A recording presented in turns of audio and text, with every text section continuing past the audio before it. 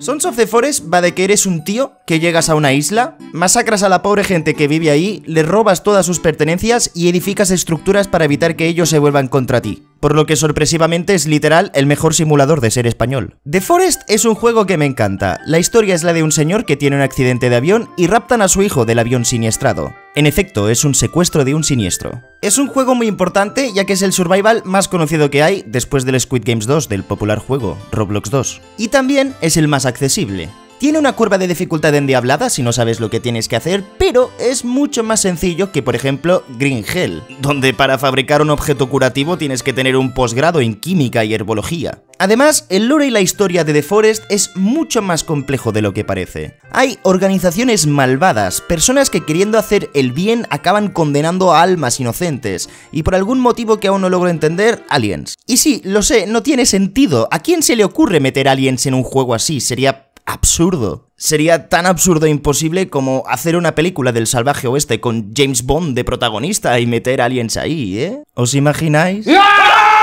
Bien, Sons of the Forest aún está en Early Access, por lo que la historia no acaba de estar del todo definida. Hay dos finales distintos disponibles, pero por lo que he visto al terminar el juego, aún le debe faltar como mínimo un 40% de la historia, por lo que haya titanes es algo que aún no he llegado a entender. El caso de esta saga es uno muy raro. Veréis, me encantan los juegos de terror, los disfruto como un adulto completamente funcional que usa pañales. Pero esta saga me da un miedo que es que no puedo, simplemente no puedo. No sé si es por los bichos que hay sueltos por allí, porque la sensación de indefensión es absoluta hasta que no consigues un arma en condiciones. No sé si son las cuevas que me entra la claustrofobia, no sé si son los murciélagos... ¿Qué murciélagos? Esos. Pero este juego siempre tengo que jugarlo con amigos. Ojo, he dicho amigos, no gente. Y cuidado si ponéis el servidor abierto. ¿Puedo tomar agua? ¡Viva España! ¡Viva España!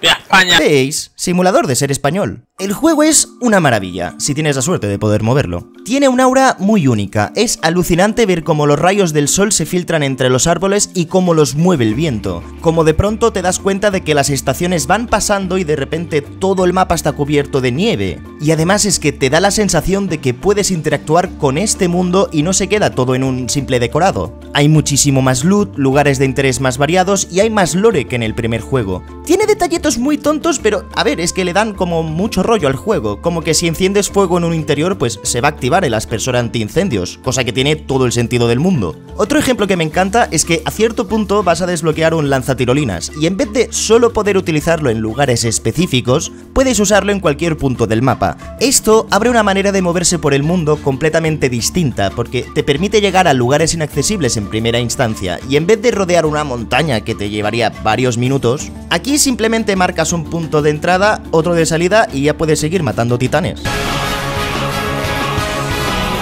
De hecho, si quieres maximizar la sensación de velocidad y ver cómo tu PC está a punto de explotar, siempre puedes surfear por el mapa. Sí, ajá, en efecto, me he quedado atascado y ahora voy a morir aquí, en una brecha espacio-temporal y la nada más absoluta me va a consumir hasta el último estertor de mi ser. Ah, sí, lo he comentado muy por encima antes, pero el juego a día de hoy está lleno de bugs. No me he topado con nada que me haya obligado a reiniciar, pero sí que a veces son bastante molestos, como el hecho de que cada vez que entres a una cueva los frames se quedan fuera. Pero a este punto creo que ya es algo de la propia saga el que haga esto. Las estructuras a veces hacen cosas raras y construir puede ser un auténtico peñazo, pero si usas tu ingenio puedes hacer cosas bastante chulas, como usar la tirolina como transporte para los troncos, pero cuidado porque desaparecen si no hay alguien cerca del otro extremo. El sistema de construcción es muy básico y muy difícil de entender a la vez. Hay algunos elementos que los tienes que construir tú de forma manual y está bastante bien, y otros en que pones como una plantilla y a partir de ahí solo tienes que añadir los materiales automáticamente, como en el primer juego. ¿Sirve para algo construir? Bueno, no es que sea el ápice de la diversión, pero es entretenido y muy lento. Pero por suerte, tenemos a Kelvin, que no servirá para modelo de Kelvin Klein, pero es un aliado la mar de importante. A Kelvin puedes darle órdenes para que construya él mismo los asentamientos. Le puedes pedir que recoja objetos concretos y te hace compañía. Y además es el mejor acompañante que ha tenido nunca un videojuego, así que... ¡Hey, bro! ¿Cómo puedes decir que es el mejor acompañante si no es Ellie de The Last of Us, no es Dom de Gears of War, no es ni Atreus de God of War? Ya, precisamente por eso, porque en esos juegos los NPC que te acompañan no se callan nunca. Y aquí lo único que te dirá Kelvin es gracias con una sonrisa. Además, míralo, pobrecito, no puede ni hablar, ni escuchar, ni siquiera puede luchar. Y está tonto entero, pero verlo ahí relajado, no sé, me da paz. El juego en sí tiene momentos súper únicos. De primeras tienes un GPS y en él aparecen varios lugares de interés. Y en estos lugares siempre hay buen botín, y es básicamente donde vas a encontrar los mejores objetos del juego o los que te ayudan a proseguir con la historia, y esconden muchas sorpresas. Por ejemplo, mi favorito es que hay un punto que llama mucho la atención porque está en medio del mar. Así que lo primero que piensas es ¿qué es eso? Tengo que saberlo. ¿Por qué? Porque hay un punto ahí. Así que te acercas, divisas algo ahí en medio y dices, bueno, tampoco está tan lejos, pero a la que estás a punto de llegar... ¡Ah, un puto tiburón! Pero te armas de valor, empiezas a nadar y cuando por fin llegas, resulta que ahí está la pistola. Y creedme, la pistola es muy importante porque aquí las armas de fuego son súper poderosas. En vuestro barrio no sé, pero en el mío a esto se le llama buen diseño. Primero te llama la atención, llegas, se despierta la curiosidad, te obliga a pensar cómo proceder y sobre todo, ¿cómo narices voy a volver a la orilla? Este mundo está lleno de peligros y da igual si estás en una cueva, en el bosque o en la playa, siempre puedes ser atacado por los indígenas o mutantes. Y sí, ha mejorado muchísimo el combate desde la primera entrega. No es que tengas muchas más armas y es mucho más importante ir bien equipado, sino que los enemigos tienen diferentes patrones y te obliga a encarar cada uno de ellos de maneras distintas. Hay algunos que primero te observan desde la distancia y puede que ni te ataquen, otros te persiguen, hay algunos que se cubren y por supuesto están los que quieren derribar los muros.